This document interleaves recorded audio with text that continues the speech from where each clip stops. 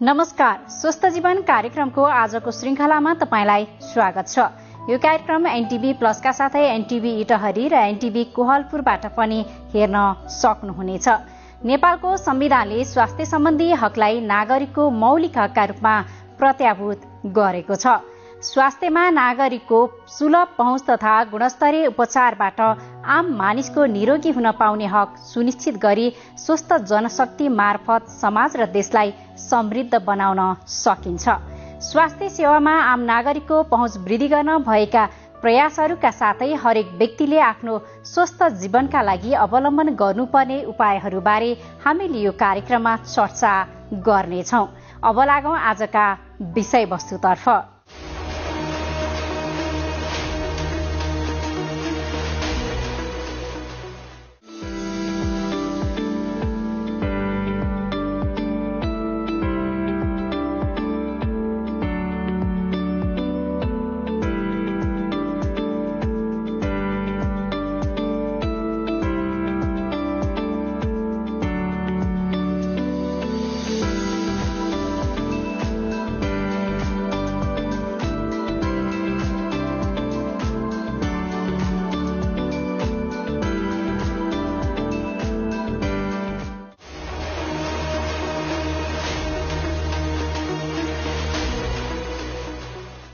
दर्शकवृन्द, विश्वमा कोरोना भाइरसको संकट जारी रहेकै बेला अर्को भाइरसको त्रास फैलन सुरु भएको छ।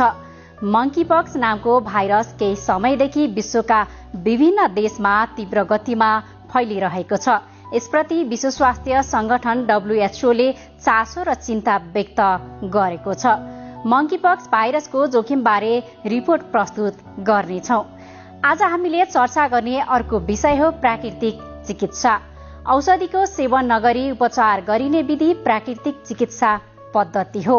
यस पद्धतिले रोगी व्यक्तिलाई निरोगी र निरोगीलाई दीर्घजीवी बनाउँछ। नसर्ने रोगलाई निदान गर्न एवं रोकथाम गर्न प्राकृतिक चिकित्साले योगदान गर्न सक्ने प्राकृतिक चिकित्सकहरूको भनाइ छ। पूर्वीय दर्शनमा आधारित यस्ता उपचारका विधिहरूको अहिले वैज्ञानिक अध्ययन र प्रयोग समेत भइरहेको छ। प्राकृतिक चिकित्साको महत्त्वबारे स्वास्थ्य संवाद प्रस्तुत गर्नेछौँ। साथै स्वस्थ जीवनका लागि हाम्रो जीवनशैली कस्तो हुनुपर्छ यसबारे विज्ञको सुझाव पनि प्रस्तुत गर्नेछौँ। सुरुमा विशेष रिपोर्ट।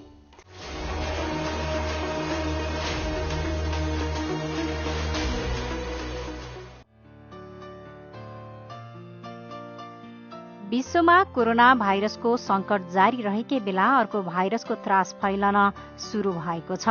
मंकीपक्स नामको भाइरस केही समयदेखि विश्वका विभिन्न देशमा तीव्र गतिमा फैलिरहेको छ। यसप्रति विश्व स्वास्थ्य संगठन WHO ले चासो र चिन्ता व्यक्त गरेको छ। हालै नियमित प्रेस ब्रिफिङमा WHO का अधिकारीहरूले शरीरभरि मासुको फोका अर्थात् मुसाको लक्षण देखिने यो भाइरस आगामी दिनमा महामारीको कारक बन्न सक्ने बताएका थिए। यो भाइरस यौनजन्य सम्पर्क मार्फत फैलिन सक्ने बताइएको छ। हालै बेलायतमा यो भाइरसबाट प्रभावितको संख्या 7 रहेको जनाइएको छ। बेलायतमा गत 7 मेमा पहिलो पटक नाइजेरियाबाट फर्केका व्यक्तिमा मंकीपक्स रहेको पुष्टि स्वास्थ्य अधिकारीहरूले गरेका थिए। बेलायतको स्वास्थ्य सुरक्षा निकायले मंकीपक्सका बिरामीहरू बढ्दै जाँदा समलैङ्गिक र यौन सम्बन्ध राख्ने समलिङ्गी समुदायलाई सचेत गराएको छ। शरीरमा अस्वाभाविक रूपमा रातो धब्बा देखिएमा तत्काल चिकित्सकको सम्पर्कमा जान आग्रह गरिएको छ। मंकीपक्सबाट प्रभावित हरेक बिरामी तथा यसको सर्ने सीमाका बारेमा अध्ययन भइरहेको वैज्ञानिकहरूले बताएका छन्। मंकीपक्स भएको शंका लागेका मानिसहरूलाई आइसोलेसनमा राखेर परीक्षण गरिएको छ। पहिलो पटक सन् 1958 मा पत्ता लगाइएको यो रोग एक खालको जुनोसिस अर्थात् जनावरबाट सर्ने भाइरसका कारण हुने संक्रमण हो। यो अफ्रिकाका जंगली जनावर मार्फत मानिसमा सरेको थियो। कुनै संक्रमित जनावरले टोक्दा उसको रगत या शरीरको तरल पदार्थलाई छुँदा या संक्रमित जनावरको मासु खाँदा यो संक्रमण हुने बताइएको छ। सामान्य यो रोगमा ज्वरो, शरीरमा डाबरहरू देखिने, टाउको दुख्ने, थकावट हुने जस्ता लक्षण देखा पर्छन्। यद्यपि संक्रमित भएको 14 देखि 21 दिनमा यो आफै ठिक हुने बताइन्छ, तर घाउ चिलाउने वा दुख्ने भने भइरहन सक्छ। यो भाइरस संक्रमितसँगको सम्पर्कबाट घाउ, श्वास तथा आँखा, नाक र मुख मार्फत शरीरमा प्रवेश गर्न सक्छ। यसअघि सन् 2021 मा अमेरिकामा 2 जनामा यो संक्रमण देखिएको थियो भने सन् 2017 को सेप्टेम्बरदेखि 2022 को अप्रेलसम्म पश्चिमी अफ्रिकी मुलुकमा 558 संदिग्ध बिरामी देखिएका थिए, जसमा 241 जनामा संक्रमण पुष्टि भएको थियो भने 8 जनाको मृत्यु भएको थियो।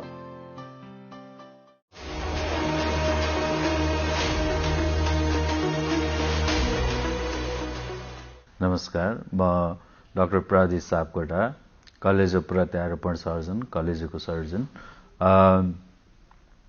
धेरै मानिसहरूलाई हामीहरूलाई थाहा छ रक्सी सेवनले गर्दा धेरै कलेजो खराब हुने र यस सम्बन्धित रोगहरू लाग्ने हुन्छ। त्यसैले विवाह, व्रतबन्ध, भोज भतेर जे गर्दा पनि संयमित भएर थोरै मात्रामा मात्र सेवन गरौँ, जथाभावी रक्सीको सेवन नगरौँ। यसले गर्दा कलेजो फेल हुने, कलेजोको निम्त्याउने अरू समस्याहरू आइपर्ने हुन्छन्। त्यसै गरी जब कलेजो फेल हुन्छ, कलेजोले काम गर्न छोड्छ, त्यसपछि कलेजो प्रत्यारोपणको विकल्प हुँदैन।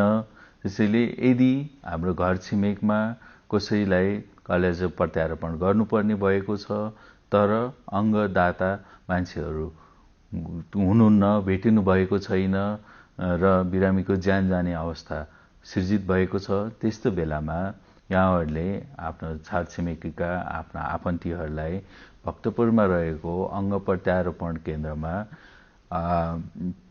मस्तिष्क मृत्यु भएपछिको अङ्गदान गर्ने व्यवस्था रहेको र त्यहाँ गएर आफ्नो नाम सूचीकृत गर्नुहुन यहाँहरूले सल्लाह दिन सक्नुहुन्छ। त्यस्तै अर्को कुरा, कलेजोबाट बच्नको लागि नियमित व्यायाम गर्ने, धेरै चिल्लो रहेको खानाहरू नखाने, शारीरिक व्यायामहरू गर्नुहोला।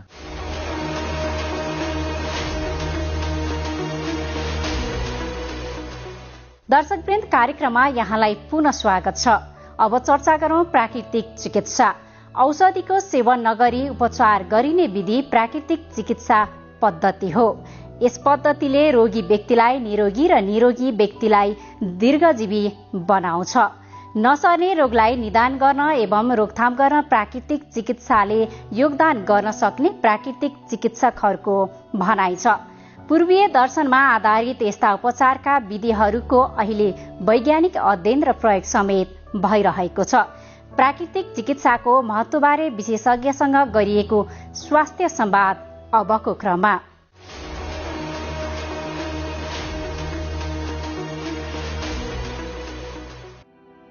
औषधिको सेवन नगरी गरिने विधि प्राकृतिक चिकित्सा पद्धति हो।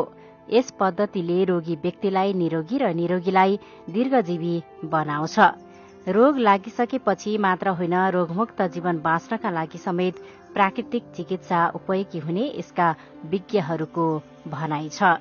प्रकृतिले दिएका चीजलाई जस्ताको तस्तै प्रयोग गरेर उपचार गर्ने विधिहरू प्राकृतिक चिकित्सा अन्तर्गत पर्दछन्। यस अन्तर्गत पर्ने मुख्य विधि पञ्चमहाभूत हो, जसमा आकाश, घाम, पानी, वायु र माटो पर्दछन्। यी तत्त्वहरूबाट गरिने उपचार नै प्राकृतिक चिकित्साभित्र पर्छन्। यो भित्र मूलत औषधिविहीन चिकित्सा पद्धति प्रयोग गरिन्छ। प्राकृतिक चिकित्सा बिरामीका लागि मात्रै उपचार गर्ने विधि नभई यो एउटा प्राकृतिक स्वस्थ जीवनशैली हो। अहिले विश्वमा नसर्ने रोग ठूलो चिन्ताको विषय बन्दै गएको छ। नसर्ने रोगले आधुनिक विज्ञानलाई समेत चुनौती दिइरहेको छ। नसर्ने रोगलाई निदान गर्न एवं रोकथाम गर्न प्राकृतिक चिकित्साले योगदान गर्न सक्ने प्राकृतिक चिकित्सकहरूको भनाइ छ। पूर्वीय दर्शनमा आधारित यस्ता उपचारका विधिहरूको अहिले वैज्ञानिक अध्ययन र प्रयोग समेत भइरहेको छ। प्राकृतिक चिकित्साको महत्वबारे प्राकृतिक चिकित्सक डाक्टर दीपा पाण्डेसँग हामीले संवाद गरेका छौं। स्वागत छ। नमस्ते, धन्यवाद। यो आज हामी अलिकति फरक कुरा गर्दैछौँ। प्राकृतिक चिकित्सा के हो यो वास्तवमा? प्राकृतिक चिकित्सा भनेको के हो? प्राकृतिक चिकित्सा भनेको एउटा यस्तो पद्धति हो, यो चाहिँ एकदम एभिडेन्स बेस्ड, कम्प्लिट ड्रगलेस थेरापी भनिन्छ नि। कुनै पनि किसिमको औषधिहरू प्रयोग नगरिकन गरिने उपचार पद्धतिलाई चाहिँ प्राकृतिक चिकित्सा भनिन्छ। यसमा चाहिँ कस्तो हुन्छ भन्दाखेरि यसमा चाहिँ हामी पञ्चमहाभूत जुन थ्योरी छ नि, यसलाई चाहिँ आधार मानेर यसमा चाहिँ उपचारहरू गर्छौँ। जस्तै पञ्चतत्त्वहरू, पञ्चमहाभूत भनेको के छ भन्दाखेरि जस्तै अग्नि, आकाश भयो, पृथ्वी भयो, होइन, जल तत्त्व भयो, अनि त्यस्तै गरेर वायु तत्त्व। यो 5 तत्त्वहरूले मिलेर चाहिँ यो हाम्रो पृथ्वी बनेको छ र सँगसँगै हाम्रो शरीर पनि यिनै 5 तत्त्वहरूले मिलेर बनेको छ भनिन्छ कि यिनै 5 तत्त्वहरूको चाहिँ यदि इम्ब्यालेन्सहरू भयो भने चाहिँ हामीलाई रोग लाग्छ र त्यसलाई ब्यालेन्समा ल्याउनको लागि के गर्नुपर्छ भन्दा यिनै 5 तत्त्वहरूलाई चाहिँ उपचारको रूपमा चाहिँ युज गरेर चाहिँ हामीले उपचार गऱ्यौँ भने त्यो जुन इम्ब्यालेन्स भएको छ त्यसलाई ब्यालेन्स गरेर चाहिँ हामीले स्वस्थ चाहिँ पाउँछौँ भनेर भनिएको छ प्राकृतिक चिकित्सा। जस्तै नि यो प्राकृतिक चिकित्सा अन्तर्गत कुन कुन विधिद्वारा चाहिँ उपचार गरिन्छ त? केबाट गरिन्छ? यसमा चाहिँ अब कस्तो छ भन्दाखेरि एउटा WHO ले एउटा गाइडलाइन, बेन्चमार्कको एउटा गाइडलाइन दिएको छ। WHO अनुसार एउटा बेन्चमार्कको गाइडलाइन अनुसार नै हाम्रो सिलेबसहरू पनि बनेको छ र यसमा चाहिँ के राखिएको छ भन्दाखेरि जति पनि औषधिविहीन चिकित्साहरू छ नि, जस्तै हाइड्रोथेरापी भनेको जल चिकित्सा भयो, होइन, त्यस्तै गरेर फास्टिङ चिकित्सा भयो, अनि त्यस्तै गरेर फास्टिङ भने उपवास चिकित्सा, अनि त्यस्तै गरेर डाइट हुन्छ हाम्रो, होइन, भोजन चिकित्सा भनिन्छ। यस्तै गरेर कलर थेरापी भन्छौँ, कलर क्रोमोथेरापी भन्छौँ, त्यसमा चाहिँ रङहरूको माध्यमबाट उपचार गरिने। अनि म्याग्नेट भनेको चाहिँ चुम्बकीय चिकित्सा भयो। अनि यस्तै गरेर एक्युपङ्क्चरलाई पनि यसै अन्तर्गत राखिदिएको छ। अनि योगा थेरापी भनेको योग चिकित्सा। यो थुप्रै विधिहरू चाहिँ यस अन्तर्गत, यो प्राकृतिक चिकित्सा अन्तर्गत चाहिँ समावेश गरिएको छ। जस्तै अब अन्य जुन एलोपेथिक, होइन, अनि अन्य उसले चाहिँ हरेक कारणले गर्दा रोग लाग्छ भनेर प्रमाणित गरेको छ, होइन, त्यस्तै यो प्राकृतिक चिकित्साले चाहिँ मुख्य रोग लाग्नको कारण चाहिँ के मान्छ? प्राकृतिक चिकित्साले चाहिँ मुख्य रोग लाग्नुको कारक तत्त्व भनेको चाहिँ एउटा भायोलेसन अफ नेचर ल। हामीले जुन हाम्रो यो नेचरमा भएको, प्रकृतिमा भएको जुन प्राकृतिक चिजलाई चाहिँ हामीले एकदम कृत्रिम बनाएर अप्राकृतिक तवरले हामीले जुन रहन सहनदेखि लिएर हरेक कुराहरू हामीले अहिले अपनाइरहेको छौँ, यो नै हाम्रो रोगको मुख्य कारक तत्त्व हो कि। जस्तै अहिले भनौँ न, अहिले अब यो जीवनशैलीसँग रिलेटेड रोगहरू, जस्तै के अरे नन कम्युनिकेबल डिजिज भनिन्छ, नसर्ने रोगहरू। यो नसर्ने रोगहरूको मुख्य कारक तत्त्व भनेको हाम्रो लाइफस्टाइल नै हो। यो लाइफस्टाइल अहिले हाम्रो कस्तो छ भन्दाखेरि पहिलाको लाइफस्टाइल र अहिलेको लाइफस्टाइल हेर्दा एकदम टोटल्ली डिफ्रेन्ट छ है। हामीले पहिला हाम्रो बाबुबाजेले अपनाइरहेको लाइफस्टाइल र अहिले हामीले जुन अपनाइरहेछौँ, चाहेर पनि नचाहेर पनि हामीले त्यो खालको लाइफस्टाइल हामीले फलो गर्न सकिरहेको छैनौँ, अपनाउन सकिरहेको छैनौँ, होइन। अब हामीले जब हामीले प्रकृतिको नियम विरुद्ध जान्छौँ, जस्तै खानपिनदेखि लिएर पकाउनदेखि लिएर, होइन, अब हामी पहिला जङ्गलहरू, अब यो गाडीहरू यस्तो धेरै हुन्थेन, हाम्रो फोक्सोहरू कति राम्रो थियो, होइन, स्वच्छ हावा हामीले लिन पाउँथ्यौँ, खानेकुराहरू सबै आफैले उब्जनी गरेको खानेकुराहरू खान पाउँथ्यौँ, त्यो कति राम्रो स्वस्थ थियो हाम्रो लागि। हामी कामहरू के अरे बारीहरूमा, गाउँखेतहरूमा काम गर्थ्यौँ, त्यो हाम्रो लागि कति राम्रो एक्सर्साइजहरू हुन्थ्यो। त्यो सबै हाम्रो के भइरहेको छ? जिरो भयो र हाम्रो लाइफ के भयो त? पुरै कृत्रिम भइदियो। कृत्रिम हुने बित्तिकै यही खानपानहरूले गर्दा के भयो त? हाम्रो शरीरमा चाहिँ नचाहिने तत्त्वहरू बढ्दियो। नचाहिने, जस्तै अब सुगरकै कुरा गरौँ न, होइन, सुगरमा चाहिँ अब चिनीको मात्रा हाम्रो शरीरमा बढी भएपछि त अनि हामीलाई डायबिटिज लाग्ने हो नि त, होइन। अब चिनीको मात्राहरू बढ्दियो। अरू थुप्रै जस्तै अक्सिडेटिभ स्ट्रेस पनि भन्छ कि, त्यसमा फ्री रेडिकलहरू पनि बढीभन्दा बढी जम्मा हुने। यस्तो गर्दा के हुन्छ? विजातीय चिजहरू चाहिँ हाम्रो शरीरमा एकुमुलेट हुन थाल्यो, जम्मा हुन थाल्यो। अनि त्यो जम्मा भइसकेपछि के गर्छ त त्यसले भन्दाखेरि हाम्रो शरीरमा भएको रगत अनि हाम्रो शरीरमा भएको लिम्फहरूलाई के गरिदिन्छ? त्यसको मात्रालाई नै गडबडी बनाइदिन्छ कि। त्यो गडबडी गर्ने बित्तिकै त्यसले के गर्यो त भन्दा त्यसले स्वतः हाम्रो के गर्यो? हाम्रो शरीरमा भएको इम्युनिटी पावरहरूलाई चाहिँ एट्याक गरिदिन्छ। त्यो इम्युनिटी पावरहरूलाई एट्याक गर्ने बित्तिकै हामीसँग भएको भाइटालिटी, जुन रोगसँग लड्ने शक्ति छ, त्यो कम गर्ने बित्तिकै हाम्रो शरीरमा कुनै पनि चिज जाँदाखेरि के हुने भयो त? हामीले त त्यसको विरुद्धमा त डिफेन्स गर्नै नसक्ने भयौँ। त्यो डिफेन्स गर्न नसकिसकेपछि अब हाम्रो शरीर के गर्ने भयो त? सरेन्डर गर्ने भयो। सरेन्डर गरिसकेपछि अब हामीलाई के हुने भयो त? रोग लाग्ने भयो। यो नै हो मुख्य कारक तत्त्व। त्यही त जस्तै अब आधुनिक हाम्रो जुन जीवनशैली छ यसको कारणले गर्दा हामीलाई प्रभाव परि नै रहेको छ। जस्तै हाम्रो थोरै त यहाँले खानपानको पनि कुरा गर्नुभएको छ, तर यी खानपान अनि यी जीवनशैलीले रोग चाहिँ कस्ता प्रकारका थपिरहेको छ त? एकदम राम्रै कुरा गर्नुभयो यहाँले। अब अहिलेको खानपान र हामीले भनिराख्न त पर्दैन। पहिलाको हाम्रो हजुरबा हजुरआमाहरूको खानपिन र हाम्रो खानपिनमा हेर्नुहोस् त कति भिन्नता छ। पहिला हामी के खान्थ्यौँ? मकै खान्थ्यौँ, ढिँडो खान्थ्यौँ होइन, अनि त्यसपछि के भन्छ गुन्द्रुकहरू खान्थ्यौँ। यस्तो पुरानो खानेकुराहरू जुन छ नि, यो र अहिलेको खानेकुरा हेर्नुहोस् त, जस्तै पिज्जा भयो, बर्गर भयो होइन, हेर्दाखेरि हामीलाई त मिठो त लाग्छ, तर रियली हामीले खाँदाखेरि के साँच्चै राम्रो चिज गइरहेको जस्तो फिल हुन्छ त? हुँदैन नि। त्यो सबै कृत्रिम खानेकुराहरू हो। यसले चाहिँ पछि गएर के हुन्छ त भन्दाखेरि हाम्रो डाइरेक्ट खानेकुराले त डाइरेक्ट हाम्रो इम्युनिटी शक्तिमा नै असर गर्छ। अघि मैले भनिहालेँ होइन, कसरी इम्युनिटी चाहिँ ह्रास हुन्छ भन्ने कुरा।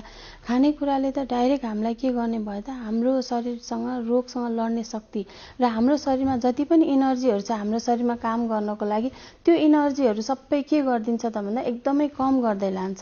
अनि कुनै पनि जस्तै एलिमेन्टरी जुन हाम्रो विकार तत्त्वहरू निक्लिने ठाउँहरू छ, त्यो ठाउँहरूलाई के गरिदिन्छ, त्यसले ब्लकेजहरू गरिदिन्छ। राम्रोसँग विकार तत्त्वहरू बाहिर निस्किन पाउँदैन, सबै शरीरमै नै बस्ने भयो। र अनि अर्को कुरा के हुने भयो त, अनि यही खालको रोगहरू चाहिँ बढ्दै जाने भयो। जस्तै अब कतिपय अवस्थामा त चाहेर पनि हामीले भनौँ न ती खानेकुराहरू खान पाउँदैनौँ, कतिपय अवस्थामा त छैन पनि। अनि अलिकति खानपान जुन आधुनिक खानपान त हामी प्रयोग गर्छौँ नि होइन, तर पनि यसबाट बच्नको लागि मतलब खाए नै पनि अब यसलाई कसरी मात्रा मिलाएर खाने अथवा यसबाट बच्न भनौँ न आफ्नो स्वस्थ हुनको लागि के कुरामा ध्यान दिनुपर्छ त?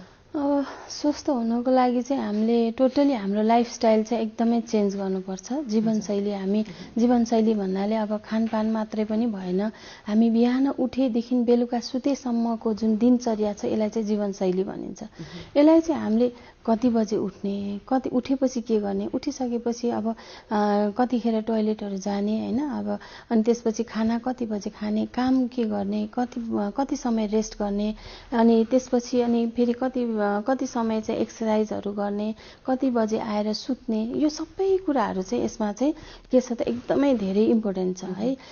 अब तपाईँले खानपिन त एकदम राम्रो गरिराख्नु भएको छ, तर तपाईँको अरू क्रियाकलाप जस्तै एकदमै स्ट्रेसफुल लाइफ बाँचिराख्नु भएको छ, खानपिन चाहिँ एकदमै राम्रो छ, तपाईँको एकदम हेल्दी खानुभएको छ, तर एकदम स्ट्रेस लिएर हिँडिराख्नु भएको छ, तपाईँको निन्द्रा टाइममा छैन, तपाईँलाई रेस्ट छैन, यी सबै छन् भने पनि तपाईँ स्वस्थ हुन सक्नुहुन्न।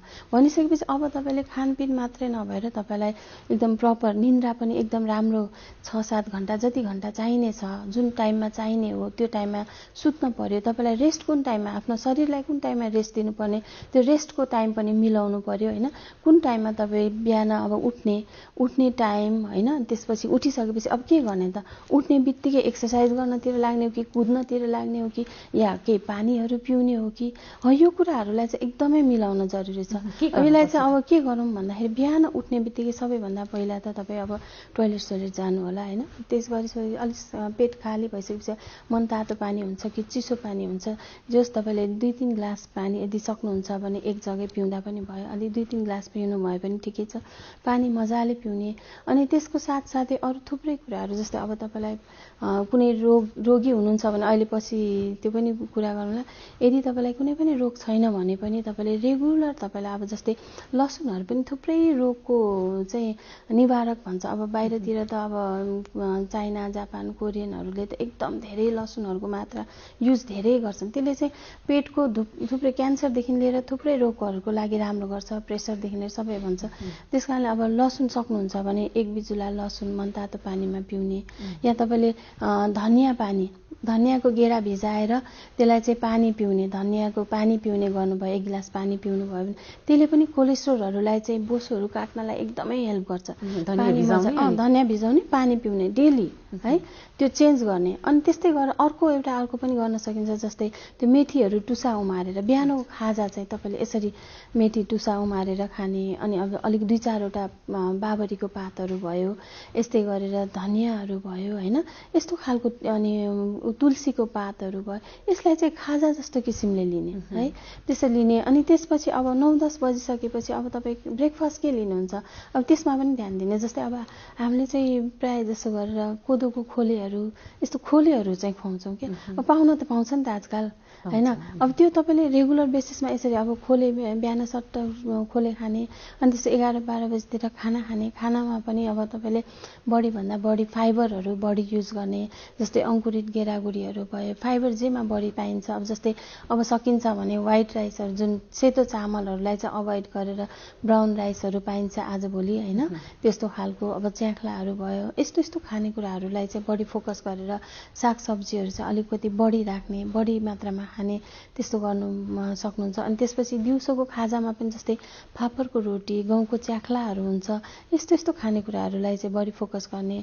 अनि त्यसपछि बेलुकातिर पनि सकिन्छ भने त अब आजभोलि धेरैले खानाहरू खान छोडिराख्नु भएको छ र राम्रो फाइदा पनि भएको छ। अब खाना नै खानुपर्छ भने पनि थोरै मात्रामा खाना खाने, अनि फ्रुट्सहरू सलादहरूलाई चाहिँ बढी मात्रामा प्रयोग गर्ने। त्यसरी गर्नुभयो भने चाहिँ तपाईँलाई चाहिँ खानपिनकोमा चाहिँ एकदमै राम्रो हुन्छ। अनि बेलुका सुत्नलाई पनि अब तपाईँले सबै खानपिनहरू सबै राम्रो गरिराख्नु भएको छ, तर तपाईँको सुत्ने एकदम तालबालै मिलेको छैन, मान्छेहरू 1-2 बजीसम्म सुतेकै हुन्न, त्यसलाई पनि एकदमै मिलाउन जरुरी छ। भनेपछि मुख्यतः हामीले खानपानमै ध्यान दिनुपर्छ हैन त। डाक्टर जस्तै यहाँले अघि भन्नुभयो, यहाँ प्राकृतिक उपचार पद्धतिद्वारा चाहिँ उपवास, आहार हैन, माटो चिकित्सा, मालिस लगायतका पद्धतिद्वारा उपचार गरिन्छ भनेर मलाई अलिकति एकदमै अहिले त अब अगाडि त हाम्रो हजुरआमाहरू एकदमै धेरै व्रत बस्नुहुन्थ्यो होइन। अब पछिल्लो समय चाहिँ अलिक छोड्दै गएका थिए मान्छेले, अहिले फेरि चाहिँ व्रत बस्नुपर्छ, अझ 16 घण्टे फास्टिङ भनेर पनि कुरा सुनिन्छ अहिले। खासमा उपवासले हाम्रो स्वास्थ्यमा कस्तो प्रभाव पार्छ? अब उपवास पनि अब अघि भनिहाल्नुभयो थुप्रै किसिमको हुन्छ होइन। अब के भन्छ के अरे धार्मिक उपवास पनि भयो एउटा, अर्को अब थेराप्युटिक भन्ने हुन्छ होइन, चिकित्सात्मक उपवास। अब हामी अहिले यहाँ चिकित्सात्मक उपवासकै कुरा गरिरहेछौँ। उपवासमा कस्तो हुन्छ भन्दाखेरि एउटा अलिकति यो उपवासको कुरा गर्नु अगाडि अलिकति मैले सानो एउटा अर्को प्रसङ्ग जोड्छु है। यसमा चाहिँ कस्तो छ भन्दाखेरि जस्तै हामीले अघि मैले कार्बोहाइड्रेटको कुराहरू गर्दाखेरि कार्बोहाइड्रेट जति हामीले हाम्रो शरीरलाई चलाउनको लागि इनर्जी चाहिन्छ कि, त्यो इनर्जी भनेको ग्लुकोजबाट मात्रै पाउँछौँ। जस्तै हामीले बाइकहरू चलाउन, गाडीहरू चलाउन पेट्रोल चाहिन्छ नि, हाम्रो शरीरलाई चलाउनलाई पनि इनर्जी चाहिन्छ। त्यो इनर्जी भनेको ग्लुकोज हो, ग्लुकोज बाहेक अरू केही होइन। जस्तै हाम्रो मुटुहरू चल्नको लागि, किडनी चल्नको लागि, फोक्सो चल्नको लागि, हाम्रो ब्रेन चल्नको लागि, हाम्रो हात खुट्टादेखि लिएर हरेक चिज चल्नको लागि ग्लुकोज चाहिन्छ। ग्लुकोज भनेको खालि कार्बोहाइड्रेटबाट आउने हो है। अनि अब हामीले के गरिरहेछौँ त भन्दा जति हामीले ग्लुकोज खान्छौँ नि त्यो खालको एक्टिभिटिजहरू चाहिँ हाम्रो धेरै भएको छैन कि। अब ग्लुकोज यति खाएको छौँ, एनर्जी चाहिँ अब एनर्जी चाहियो नि त शरीरको लागि, तर हामीले यति मात्रै काम गऱ्यौँ भनेपछि त हाम्रो यति मात्रै ग्लुकोज युज भयो, बाँकी चाहिँ के भयो त, यो चाहिँ के भयो त स्टोर भएर बस्छ कि। त्यो चाहिँ के को रूपमा भन्दा बोसोको रूपमा चाहिँ स्टोर भएर हाम्रो शरीरमा बस्छ है त। अब फास्टिङमा के हुन्छ, यो फास्टिङसँग आबद्ध भएको भएर मैले अलिकति भने कि अब हामीले खाना त खाइरहेछौँ, तर अब यति खाना खाइरहेछौँ, काम यति मात्रै गरिरहेछौँ, ग्लुकोज यति मात्रै युज भएको छ, यो जति जम्मै गयो के भइरहेछ त बोसो हुँदै बसिरहेको छ नि त होइन। अब हाम्रो यो बोसो चलाउनको लागि हामीले बोसो चलाउनलाई अब के गर्नु पर्यो त भन्दा fasting is the best solution है। त्यो चाहिँ बेस्ट सल्युसन किन त भन्दाखेरि जब हामी फास्टिङ गर्छौँ, फास्टिङमा के हुन्छ त भन्दा हाम्रो कम्प्लिट हाम्रो जुन के अरे हाम्रो डाइजेस्टिभ सिस्टम छ जुन, त्यसलाई चाहिँ कम्प्लिट हामी रेस्ट दिने हो। कुनै पनि किसिमको खानाहरू हामीले मुखबाट राख्दैनौँ। मुखबाट नराख्ने बित्तिकै के हुने भयो, पानी पनि खान मिल्यो, पानी त मिल्यो, पानी त मिल्छ एकदम। वाटर फास्टिङहरू हुन्छ धेरै जस्तो, पानी चाहिँ खानै पर्छ वास्तवमा। अनि अब नखाइसकेपछि हाम्रो त शरीरभित्र त 24 घण्टा काम भइराख्छ नि त। 24 घण्टा काम भइराख्दाखेरि अब त्यो ग्लुकोज त चाहियो। अब हामीले हिजो खाएको खानाले त केही समयलाई त काम गर्छ, 7-8 घण्टासम्म मजाले काम गरिहाल्छ, त्यही ग्लुकोज उसले चलाइरहेको हुन्छ। तर जब अब 7-8 घण्टा क्रस भइसकेपछि अब के गर्छ त, त्यसले त ग्लुकोज माग्छ शरीरले। ल अब ग्लुकोज दे भनेर माग्न थालिसकेपछि अब हाम्रो शरीरले के गर्ने भयो त, अब हाम्रो शरीरले जुन त्यो बोसो भएर बसेको छ नि, त्यो बोसो भएर बसेको लाई चाहिँ के गरिदिन्छ त, ग्लुकोजमा कन्भर्ट गरेर अनि त्यो ग्लुकोज के हुने भयो त, फ्युलको रूपमा युज हुन्छ।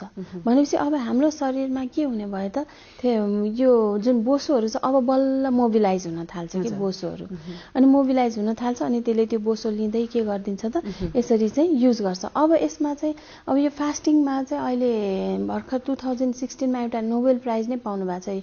एउटा जापानिज साइन्टिस्ट हुनुहुन्छ, उहाँले यासुनोरी ओसुमी भन्ने एकजना साइन्टिस्ट हुनुहुन्छ। उहाँले 2016मा चाहिँ यही फास्टिङकै उसमा चाहिँ उहाँले चाहिँ नोबेल प्राइज पाउनु भएको। उहाँले के पत्ता लगाउनु भयो भन्दाखेरि फास्टिङ गर्दाखेरि एउटा शरीरमा अटोफेजी भन्ने एउटा प्रक्रिया हुन्छ अरे, जसले गर्दाखेरि चाहिँ हाम्रो शरीरलाई झनै उ गर्छ। त्यो प्रक्रिया चाहिँ के हो त भन्दाखेरि जब हामी फास्टिङ गर्छौँ नि, त्यो बेलामा हाम्रो शरीरमा भएको जुन एनर्जी, जुन खानामा लाग्ने, खाना पचाउनको लागि र त्यो पचाएर बाहिर पठाउनको लागि जुन एनर्जी लाग्थ्यो, त्यो एनर्जी सबै बच्ने भयो।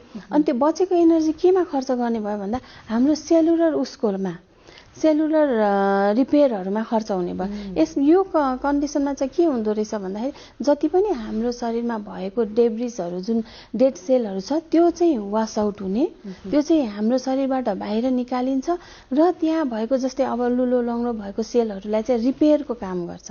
रिपेयर पनि गर्ने भयो र काम नलागेको सेल, मरिसकेको सेलहरूलाई शरीरबाट बाहिर फ्याँक्ने पनि काम हुने भयो र त्यसको साथसाथै अर्को के गर्ने भयो त, रिजेनरेसन के, झन् अझ नयाँ सेलहरूको चाहिँ झन् उत्पादनहरू चाहिँ बढीभन्दा बढी हुने भएको भएर चाहिँ यो फास्टिङ चाहिँ अहिले आएर क्यान्सरदेखि लिएर जस्तै अब नसा सम्बन्धी रोगहरू, पार्किन्सन्स जस्तो रोगहरूमा पनि एकदमै प्रभावकारी छ है भनेर चाहिँ एकदम थुप्रै रिसर्चहरू चाहिँ आइसकेको छ। भनेपछि फास्टिङ बस्दाखेरि होइन कसरी बस्ने त फास्टिङ? हामीले सामान्यतः हामी नेपालीहरू होइन जो चाहिँ ग्यास्ट्रिकको बिरामी पनि भन्छौँ, धेरैलाई ग्यास्ट्रिक हुन्छ। अब भोको पेट बस्यो भने ग्यास्ट्रिक अझ बढ्छ, अझ गाह्रो हुन्छ पनि भनिन्छ। त्यसलाई पनि ध्यान राखेर हामी फास्टिङ व्रत कसरी बस्ने त? अब यस्तो हुन्छ, अब यो फास्टिङ अब थेराप्युटिकमा जानु भएपछि चाहिँ तपाईँलाई यो फास्टिङ बस्नु अगाडि बस्दा के गर्ने र तोड्ने कसरी भनेर यो जान्न चाहिँ एकदमै जरुरी छ। अझ फास्टिङ बस्न भन्दा पनि फास्टिङ तोड्न चाहिँ अझ गाह्रो हो भनिन्छ कि, त्यसलाई चाहिँ अझ ध्यान दिनुपर्छ भनिन्छ है। फास्टिङ गर्नु अगाडि नै तपाईँ यदि भोलि फास्टिङ बस्नु हुँदैछ भने आज बेलुका नै तपाईँलाई अलिकति डाइटहरू, अलिकति सफ्ट डाइटहरू खाने होइन, अलिकति नरम खालको खानेकुराहरू, बोइल डाइटहरू खाने, अनि बेलुका चाहिँ तपाईँ र डाइट खाएर बस्नुभयो भने अझ राम्रो हुन्छ। भोलि अब दिनभरि खाली पेट बस्दै हुनुहुन्छ, एकदमै हाई फाइबर डाइटहरूलाई चाहिँ बढी फोकस गर्ने। र भनेपछि अब काँचो कचिलोहरू जस्तै अब मेवाहरूमा पनि एकदम फाइबर धेरै हुन्छ, टुसा उम्रेको खानेकुराहरूमा पनि एकदम फाइबर हुन्छ। अब स्याउहरू भयो, यिनीहरू यो खानेकुराहरूलाई चाहिँ बरु बेलुकातिर, बिहान बोइल खानुभयो अनि बेलुका चाहिँ र डाइटहरू खाएर भोलिपल्ट तपाईँ फास्टिङ बस्नु। अब वाटर फास्टिङ बस्नुहुन्छ कि होइन, अब कस्तो फास्टिङ बस्नुहुन्छ? अब फास्टिङ थुप्रै खालको छ। अब वाटर फास्टिङ बस्नुहुन्छ भने दिनभरि पिइराख्ने होइन, अनि त्यसपछि अब त्यसमा अझ उपचारहरू पनि अझ एड गर्नुभयो भने त त्यो त झनै राम्रो भइहाल्यो, ग्यास्ट्रिकहरूको समस्या हुँदैन। अब तपाईँले फास्टिङ तोड्दाखेरि चाहिँ तपाईँले ध्यान दिनुपर्ने के छ भने फास्टिङ तोड्ने बित्तिकै यति धेरै त्यो माछा मासुदेखि लिएर अनेक थरी खाने त्यो चाहिँ गर्नु हुँदैन। फास्टिङ तोड्दाखेरि तपाईँले एकदम सब जस्तै मौसमी जुसहरूबाट तोड्ने होइन, पहिला सुरुमा जुसहरू खानुहोस्, अनि त्यसपछि फेरि अनि अब र डाइटमा हुन्छ कि बोइल डाइटमा हुन्छ कि, त्यसरी चाहिँ यसलाई सिस्टेमेटिक तरिकाले लानुभयो भने चाहिँ एकदमै राम्रो हुन्छ। सँगसँगै यहाँले आहार पनि एउटा हो जुन उपचार पद्धति भन्नुभएको छ होइन, कसरी हो आहारबाट चाहिँ कसरी उपचार गर्नुहुन्छ? आहार भन्दा जस्तै अब हाम्रो प्राकृतिक चिकित्सामा कस्तो भनिन्छ भन्दा खाना नै औषधि हो र औषधि नै खाना हो भनिन्छ कि। यदि जानेर खानुभयो भने त्यही खानाले औषधिको काम गर्छ, यदि जानेर खानु भएन भने त्यही खानाले चाहिँ विषको काम गर्छ भन्छ। जस्तै अब म एउटा उदाहरण दिन्छु तपाईँलाई।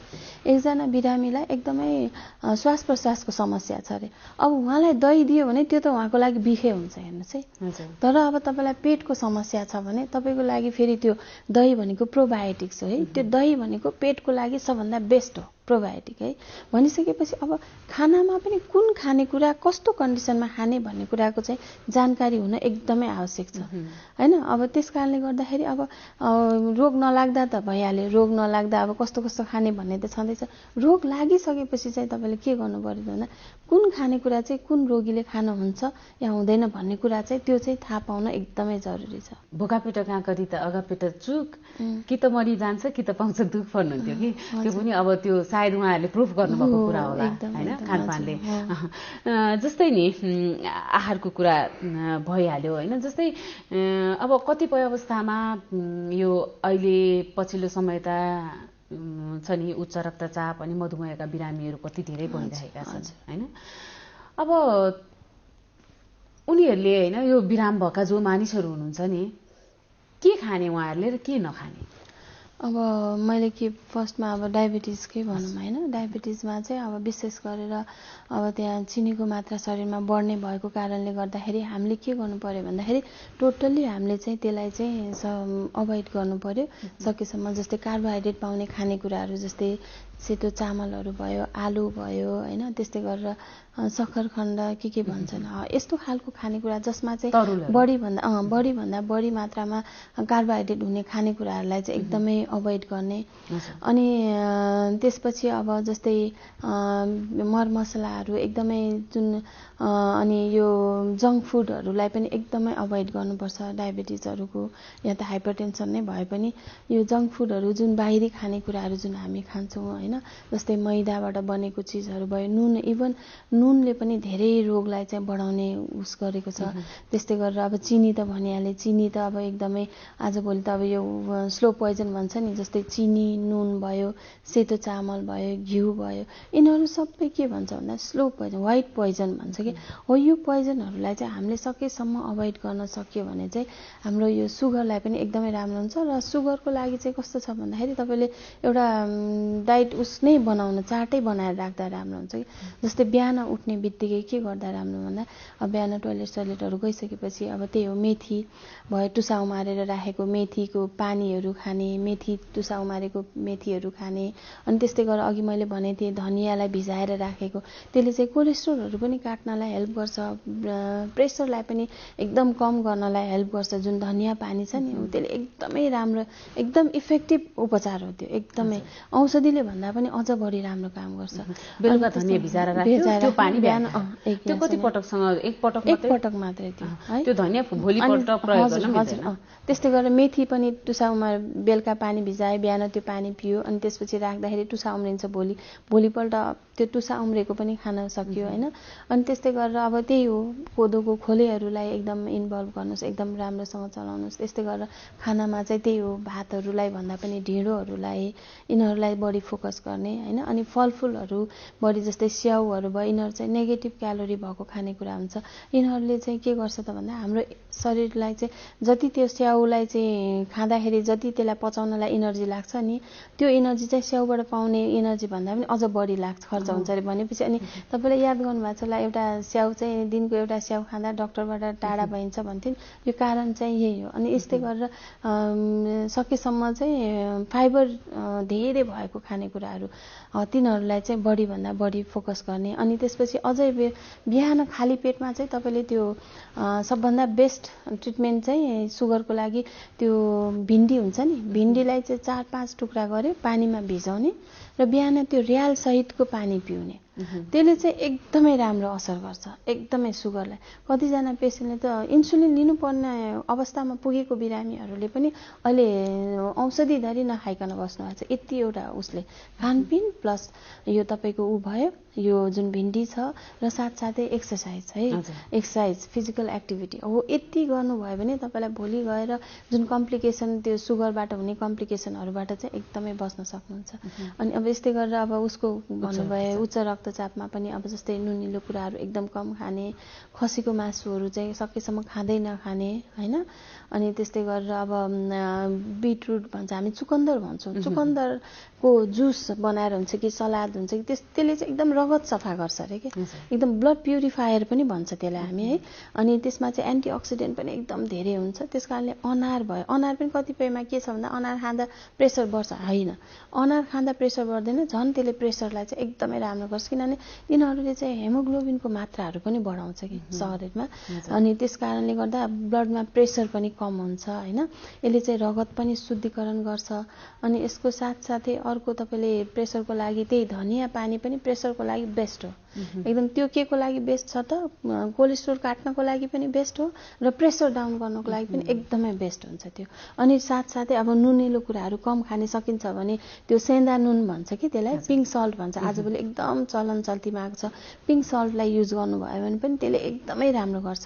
यो जुन हाम्रो अहिले प्रोसेस नुनहरू भन्दा यो पिङ्क सल्ट जुन सेन्दा नुन भन्छ त्यो चाहिँ एकदमै राम्रो हुन्छ। हामी अलिकति कार्यक्रमको अन्त्यतिर छौँ होइन। मलाई एकदमै जोड्न मन लागेको कुरा, अहिले अब पछिल्लो समय हरेक उसमा योग गर्नुपर्छ, योगले योग ध्यानले चाहिँ हाम्रो स्वास्थ्यमा राम्रो असर गर्छ भनिन्छ होइन। तर कस्तो योग गर्ने त होइन, के गर्ने त? योग भन्नाले हामी के गर्न सक्छौँ हामी स्वस्थ रहनको लागि के गर्ने त हामी? हजुर, एकदम राम्रो क्वेसन गर्नुभयो। अब योग आजभोलि कस्तो छ भन्दाखेरि एकदम धेरै उफ्रेर एकदम धेरै गर्दाखेरि मात्रै योग, एकदम एडभान्स योगाहरू गर्दा मात्रै योग गरेको भनेर भनिन्छ नि, त्यो वास्तवमा एकदम रङ हो कि। हामीले ओभरअल शरीरलाई हेर्ने हो भने होइन, ओभरअल शरीरलाई हेर्दाखेरि के हुन्छ भन्दा एकदम सिस्टमेटिक तरिकाले तपाईँले यदि योग गर्नुभयो भने सिम्पल आसनाले पनि तपाईँलाई एकदम धेरै बेनिफिट दिन्छ। जस्तै अब प्राणायामहरू पनि कस्तो खालको प्राणायामहरू गर्ने, जस्तै आजभोलि प्राणायाम भन्ने बित्तिकै मान्छे कपालभाती मात्रै प्राणायाम हो कि भन्ने सोच्छन्, तर खास भन्यो भने प्राणायाममा तपाईँले ब्यालेन्सिङ प्राणायामहरू जसले चाहिँ अनुलोम विलोम भयो, नाडी शुद्धि प्राणायामहरू, यिनीहरू गर्नुभयो भने यसले शरीरलाई ब्यालेन्समा राख्छ। जस्तै कतिपय प्राणायामहरू कस्तो हुन्छ भने गर्दाखेरि झन् प्रेसरहरू बढ्ने, जस्तै हिटिङ प्राणायामहरू गर्यो भने तपाईँलाई प्रेसर भएको मान्छेलाई गर्नुभयो भने झन् प्रेसर बढाइदिन्छ। अब कुलिङ प्राणायाम गर्दाखेरि त्यो प्रेसर भएको मान्छेलाई झन् त्यसले के गरिदिन्छ त, अलिक कम गराइदिन्छ। भनेपछि यो चाहिँ अलिकति यसलाई चाहिँ अलिक सिस्टमेटिक तरिकाले अलिक जान्ने मान्छेसँग होइन सकिन्छ भने थेराप्युटिक योगामा लाग्नुभयो भने तपाईँले रोगको लागि गर्नुहुन्छ भने चाहिँ तपाईँले एउटा योग चिकित्सकसँगै, जस्तै प्राकृतिक र योग चिकित्सक हुन्छन्, उहाँहरूसँगै राम्रोसँग कन्सल्ट गरेर गर्नुहोला। किनभने अलिकति तलमाथि हुँदा योगा भनेर मात्रै हुँदैन। कतिपय मान्छेलाई त त्यही योगा अब कतिजना त 10 दिन 15 दिन सिकेका गुरुहरू पनि छन्, उहाँहरूले अब कसरी सिकाउनुहुन्छ होइन। जेनरलमा त राम्रो भइरहेको हुन्छ, हामी हेल्दी छौँ, हामी हेल्दीलाई जति जे गराए पनि केही भएन। तर जसलाई शरीरमा रोग लागिसकेको छ भने त्यो अवस्थामा चाहिँ हामीले विचार पुर्याउनुपर्छ कि, नत्र त्यही योगले नै झन् उल्टो असर गर्छ। अब जस्तै प्राणायाममा एकदम सिस्टमेटिक तरिकाले प्राणायामहरू गर्यो, अनि आसनाहरू पनि सिम्पल आसनाहरू जस्तै भुजङ्ग आसना, वज्रासना भयो। वज्रासना भनेको त खाना खाइसकेपछि मजाले वज्रासनामा तपाईँले 10 मिनट बस्नुभयो भने त्यसले त झन् हाम्रो पाचन प्रणालीमा एकदमै सहयोग गर्छ होइन। अनि त्यस्तै गरेर अब सूर्य नमस्कारहरू छन्। अब यिनीहरू चाहिँ अलिक सिम्पल तरिकाको आसना, तर एकदम सिस्टमेटिक तरिकाले गर्नुभयो भने यसले तपाईँलाई एकदमै फाइदा गर्छ। तर यदि तपाईँले राम्रो तरिकाले गर्नुभएको छैन, एकदम एडभान्स मात्रै गर्न खोजिराख्नु भएको छ, तपाईँको शरीरले दिएकै छैन भने चाहिँ त्यसले चाहिँ झन् उल्टो असर गर्छ। त्यस कारणले आसना योगा भनेको कस्तो हुन्छ, एफर्टलेस हुनुपर्छ अरे के, एकदम बिना एफर्ट लगाएर एकदम आरामले एकदम रिल्याक्स गर्दै तपाईँलाई एकदम फिल गर्दै गर्नुभयो भने त्यसले एकदमै राम्रो स्वस्थ शरीर दिन्छ। तर यदि तपाईँले त्यसलाई प्रेसर दिएर एकदम जबरजस्ती गर्न खोज्नुभयो भने त्यसले झन् नकारात्मक असर गर्छ शरीरमा।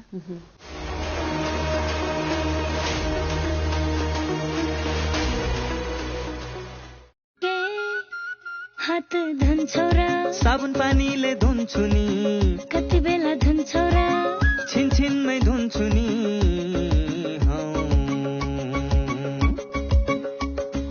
घरमा पस्दा अफिस पस्दा सधैँ धुन्छु हात, कोरोनालाई यसै गरी भगाइदिन्छु म त। घरमा पस्दा अफिस पस्दा सधैँ धुन्छु हात, कोरोनालाई यसै गरी भगाइदिन्छु म त। भान्सा छिर्नु अगाडि, खाना खानु अगाडि, जहाँ त्यही छोएपछि हातले छोपी खोकेपछि। हात धुन्छौ र साबुन पानीले धुन्छु नि, कति बेला धुन्छौ र छिनछिनमै धुन्छु नि। कोरोनाबाट बच्ने 3 उपायहरू। व्यक्ति बीच 2 मिटर टाढा बस्ने, घरबाट बाहिर निस्कँदा मास्क लगाउने र बेला बेलामा साबुन पानीले मिच्ची 20 सेकेन्डसम्म हात धुने। कोरोनाबाट आफू पनि बचौं र अरूलाई पनि बचाउँ।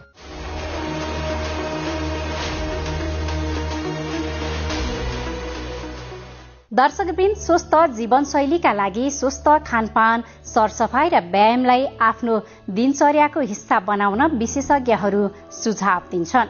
अव्यवस्थित दिनचर्याले हाम्रो स्वास्थ्यमा प्रतिकूल असर परिरहेको हुन्छ।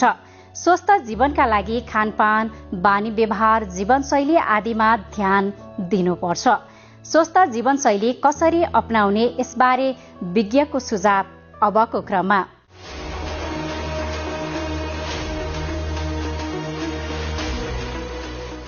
नमस्ते।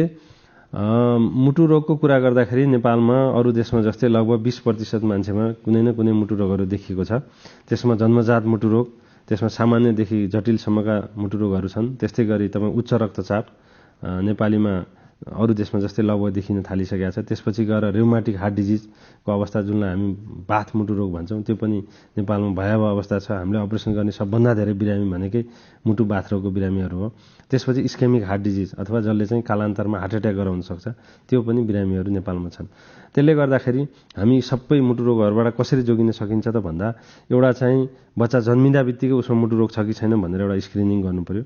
त्यसमा चाहिँ बच्चामा केही गरी हातको औँलाहरू, खुट्टाको औँलाहरू, ओठहरू निलो देखिन्छ, राम्रोसँग दुध चुस्न सक्दैन, राम्रोसँग खाना खान सक्दैन, उसको उमेर अनुसारको तौल बढ्दैन, धेरै रुवाखोकी लागिरहन्छ भने चाहिँ त्यो चाहिँ एउटा मुटु रोगको लक्षण हुनसक्छ। त्यस्तै गरी 5 देखि 15 वर्ष उमेरको बच्चाहरूमा टन्सिलाइटिस बढी हुने, रुवाखोकी बढी लाग्ने छ भने त्यो पनि बाथ मुटु रोगको लक्षणहरू हुनसक्छ। त्यस्तो छ भने मुटु रोग विशेषज्ञसँग सम्पर्क गर्नु पर्यो। त्यसपछि गएर तपाईँको इस्केमिक हार्ट डिजिज, जसले कालान्तरमा हार्ट एट्याक गराउन सक्छ, त्यस्तोमा चाहिँ विशेष गरी उच्च रक्तचाप भएको मान्छे, कोलेस्ट्रोल हाई भएको मान्छे, त्यसपछि गएर तपाईँको सुगर राम्रोसँग कन्ट्रोल नभएको मान्छेहरूमा त्यो रोग लाग्न सक्ने भएको हुनाले यदि त्यो छ भने तपाईँहरूले पनि त्यही अनुसार मुटु रोग विशेषज्ञसँग सल्लाह लिएर त्यो सबै कुराहरूलाई कन्ट्रोलमा राख्नु पर्यो। र मुटु रोग लाग्नबाट जोगिनको लागि नियमित शारीरिक व्यायाम, त्यो भनेको 30 मिनट जति कम्तीमा दिनमा चाहिँ कुनै न कुनै कसरत भनौँ न, त्यो चाहिँ दौडिने पनि हुनसक्छ, स्विमिङ हुनसक्छ, डान्स हुनसक्छ, वाटेभर, त्यो चाहिँ मजाले पसिना आउने गरी, श्वास हुने गरी, मुटुको धड्कन आफूलाई फिल हुने गरी चाहिँ एक्सर्साइज गर्नु पर्यो। त्यसपछि चाहिँ हाम्रो अनहेल्दी लाइफस्टाइललाई चाहिँ चेन्ज गर्नु पर्यो। त्यो भनेको धुम्रपान, मद्यपान गर्नु भएन। त्यसपछि शरीरमा कोलेस्ट्रोल र सुगरको मात्रालाई राम्रोसँग कन्ट्रोल गर्नु पर्यो, शरीरको तौललाई कन्ट्रोल गर्नु पर्यो, आफू फिट हुने प्रयास गर्नु पर्यो सकेसम्म। त्यसपछि गएर तपाईँको राति धेरै लामो समयसम्म नसुत्ने, 2-3 बजेसम्म कुनै न कुनै काम गर्ने, त्यो पनि अनहेल्दी लाइफस्टाइल हो। त्यसलाई पनि हामीले मिनिमाइज गर्नु पर्यो। त्यसपछि तपाईँको हामीले हाम्रो खानामा बोसोजन्य, चिल्लोजन्य खानाहरू कम गर्ने, कार्बोहाइड्रेट कम गर्ने, त्यो भनेको भात, आलु, गुलियोहरू कम गर्नु पर्यो। र विशेष गरी चाहिँ हाम्रो चाहिँ तनावयुक्त जुन जीवनशैली छ नि अहिले पछिल्लो समयमा, स्ट्रेसफुल लाइफ, त्यसलाई चाहिँ कम गर्न सकियो भने हामी धेरै हदसम्म मुटु रोगबाट जोगिन सक्छौँ र आफूलाई चाहिँ सुरक्षित राख्न सक्छौँ।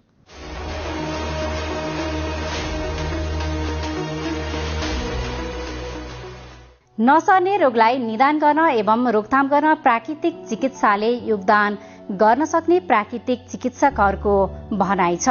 पूर्वीय दर्शनमा आधारित यस्ता उपचारका विधिहरूको अहिले वैज्ञानिक अध्ययन र प्रयोग समेत भइरहेको छ।